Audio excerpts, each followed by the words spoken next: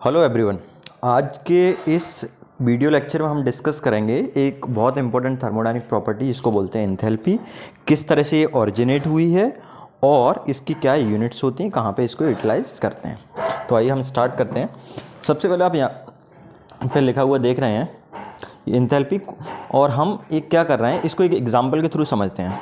ठीक है, सबसे पहले हमने एक constant pressure quasi static process consider किया है, और यहाँ पे एक जो सिंपल अरेंजमेंट है, ये सिलेंडर है और ये पिस्टन है। पिस्टन सिलेंडर अरेंजमेंट लिया हुआ है, और इस पिस्टन सिलेंडर अरेंजमेंट आप देख सकते हैं यहाँ पे गैस है।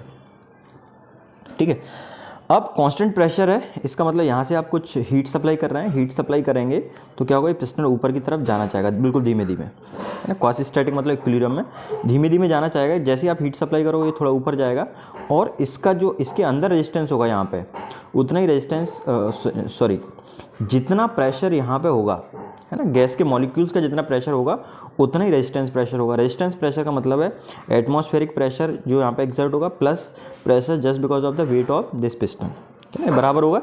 इसलिए इसको हम क्या बोल रहे हैं, कांस्टेंट प्रेशर प्रोसेस बोल रहे हैं। ठीक है, अब कोई भी प्रोसेस होती है तो आपको ये समझ में आ गया किस तरह से हो रहा है। उसके लिए हम first law of thermodynamics apply करते हैं। ठीक है, उसके लिए क्या अप्लाई करते हैं, उसके लिए हम अप्लाई करते हैं फर्स्ट लॉ ऑफ थर्मोडायनेमिक्स।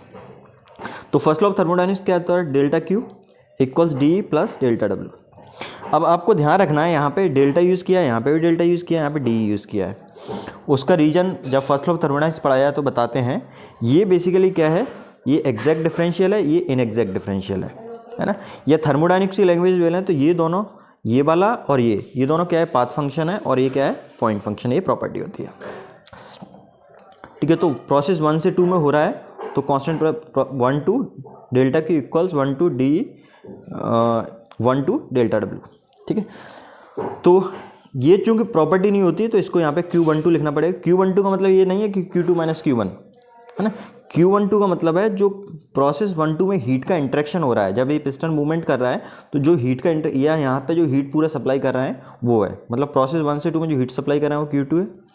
और डी ये चूँकि प्रॉपर्टी होती है तो इसको E2 माइनस E1 लिख सकते हैं, है ना, इंटीग्रेशन 1 से 2 है। ऐसे W12 है ना। और W12 का मतलब W2 माइनस W1 नहीं है, क्योंकि W12 क्या है, वर्क का जो इंटरेक्शन हो रहा है प्रोसेस 1-2 में। आपको ये चीज़ समझनी पड़ेगी कि ये पाथ फंक्शन होते हैं दोनों, है ना। पाथ फंक्शन को कम मेजर कर सकते हैं अलॉन्ग दी पाथ ओनली, वो पॉइंट फंक्शन नहीं होता है, वो पॉइंट्स एंड स्टेट पे डिपेंड नहीं करता है, वो डिपेंड करता है कौन सा पाथ वो फॉलो कर रहा है। तो ये फर्स्ट लॉ ऑफ थर्मोडायनेमिक्स सारी चीज़ें आ गई। और ये क्या बेसिकली रिप्रेजेंट करते हैं, टोटल एनर्जी एट पॉइंट 2 और ये टोटल एनर्जी पॉइंट 1। अब यदि इसमें काइनेटिक एनर्जी और पोटेंशियल एनर्जी को मैं निगलेक्ट कर दूँ, टोटल एनर्जी का मतलब basically internal energy, kinetic energy, potential energy, वो सारी चीज़ें आती हैं। और यहाँ पे kinetic energy, potential energy negligible होती है, तो इसको हम निगलेक्ट कर सकते हैं। तो यदि आप काइनेटिक एनर्जी को निगलेक्ट कर देंगे तो चेंज इन एनर्जी किसके बराबर होगा, internal change in internal energy के बराबर होगा। किसके बराबर होगा, चेंज इन। ये U2 और U1 क्या है, बेसिकली इंटरनल एनर्जी है पॉइंट 1 और पॉइंट 2 पे, है ना। जो प्रोसेस जहाँ से स्टार्ट हो रहा है, प्रोसेस जहाँ पे स्टॉप हो रहा है, एंड हो रहा है। तो आप इसको कैसे लिख सकते हैं, Q12 equals U2 minus U1 और W12 लिख सकते हैं। ये सारा फर्स्ट लॉ ऑफ थर्मोडायनेमिक्स से आया है बेसिकली, इसको यहाँ आपने सिंप्लीफाई करके लिख दिया। Q12 आप इसको ऐसे भी कर सकते हैं, U2 माइनस U2। और ये जो क्लोज सिस्टम होता है, इसके लिए वर्क डन आप कैसे आइडेंटिफाई करते हैं, PdV से, है ना। PdV से क्या करते हैं, आप वर्क डन को निकालते हैं। तो 1 से 2 PdV। अब चूंकि प्रेशर कांस्टेंट है तो P बाहर ले लिया, D भी हो गया, ये V2 माइनस V1 हो गया, है ना। और प्रेशर कांस्टेंट है तो आप ये भी लिख सकते हैं P1 इक्वल्स P2। तो यहाँ पे आप ये जैसे आपने लिखा है PV2 माइनस V1, ठीक है, तो इसकी जगह आप ये भी लिख सकते हैं P2V2 माइनस P1 V1।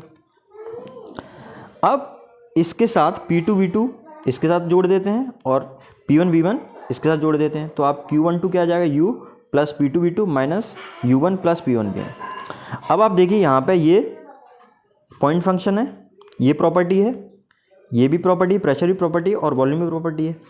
ठीक है, ये भी पॉइंट फंक्शन है, ये भी पॉइंट फंक्शन है, ये भी पॉइंट फंक्शन है। तो जब ये तीनों पॉइंट फंक्शन जुड़ेंगे तो ये नई एक प्रॉपर्टी को जन्म देते हैं, और उस प्रॉपर्टी को बोलते हैं हम enthalpy. H equals U plus PV, ये क्या आता है आपका, एंथैल्पी यहाँ से आ जाता है। ठीक है, अब तो यहाँ से Q12 इक्वल्स क्या आ गया, ये H2 हो गया माइनस H1 हो जाएगा। अब आप ये बोल सकते हैं कि फिर तो ये कांस्टेंट प्रेशर के लिए एप्लीकेबल नहीं, ये कांस्टेंट प्रेशर के लिए एप्लीकेबल नहीं है। ये कांस्टेंट प्रेशर होगा तो उस केस में हीट इंटरेक्शन किसके बराबर होगा, चेंज इन एंथैल्पीज के बराबर हो जाएगा।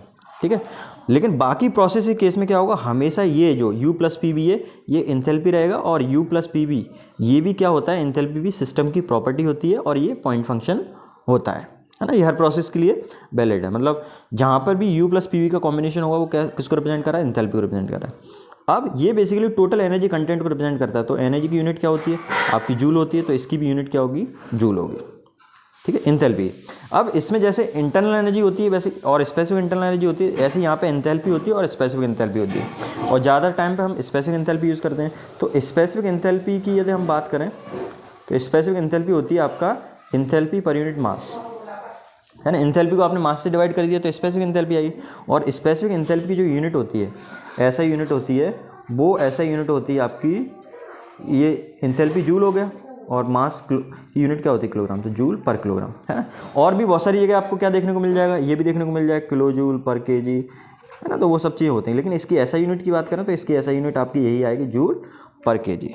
ठीक है, तो ये है। और इसका काफ़ी यूज़ होता है, जैसे आप रैंकाइन साइकिल वगैरह पढ़ते हैं तो रैंकाइन साइकिल में जो वहाँ पे हीट एडेड निकालते हैं, हीट रिजेक्टेड निकालते हैं, कांस्टेंट प्रेशर होता है, तो वहाँ आप इंथैल्पी के टर्म से निकालते हो। और भी काफ़ी जगह आप इंथैल्पी का यूज़ करते हैं, क्योंकि इससे क्या होता है, प्रॉब्लम सिंप्लीफाई हो जाता है। ठीक है, तो इंथैल्पी के बारे में यदि हम कुछ पॉइंट्स की बात करें तो मैं आपको बताता हूँ। ठीक है, तो इंथैल्पी क्या होती है, एक प्रॉपर्टी होती है ना। और सारी प्रॉपर्टी क्या होती हैं, पॉइंट फंक्शन होती हैं। तो ये प्रॉपर्टी होती है सिस्टम की, पॉइंट फंक्शन है। इसकी जो एसआई यूनिट है वो मैंने बता दिया आपकी, इसकी एसआई यूनिट क्या होती है, यदि इंथैल्पी होगी तो उसकी इंथैल्पी की यूनिट, एसआई यूनिट क्या होती है, जूल। ठीक है, यदि स्पेसिफिक इंथैल्पी होगी, आपको एक चीज़ और ध्यान रखना है, इंथैल्पी को कैपिटल एच से शो करते हैं और स्पेसिफिक इंथैल्पी को स्मॉल एच से शो करते हैं। तो स्पेसिफिक इंथैल्पी की जो यूनिट होती है वो होती है जूल पर kilogram. So this is it, thank you.